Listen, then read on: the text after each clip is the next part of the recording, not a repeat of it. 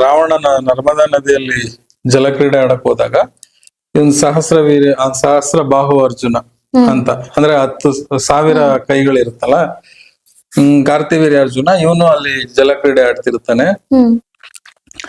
ಆ ಒಂದೇನೋ ಒಂದು ವಿಷಯಕ್ಕೆ ಅಂದ್ರೆ ಇಬ್ರು ಅಲ್ಲೇ ಹೋದಾಗ ಜಗಳ ಆಗಿ ರಾವಣ ಮತ್ತೆ ಇವ್ ಮಧ್ಯೆ ಯುದ್ಧ ಆಗತ್ತೆ. ಅಲ್ಲಿ ಇವನು 1000 ಕೈಗಳಿಂದ ರಾವಣನ ಬಂಧಿಸಿ ಅವನ ತಗೊಂಡೋಗಿ ಅವನ ರಾಜ್ಯದಲ್ಲಿ ಅವನ ಅರಮನೆಯಲ್ಲಿ ಒಂಥರ ಬೋನ್ ಒಳಗೆ ಹಾಕಿ ಇಟ್ಕೊಂಡಿದ್ನಂತೆ ರಾವಣನ. ಸೊ ಈ ಸಹಸ್ರವೀರಾರ್ಜುನ ಅಷ್ಟು ಶಕ್ತಿವಂತ.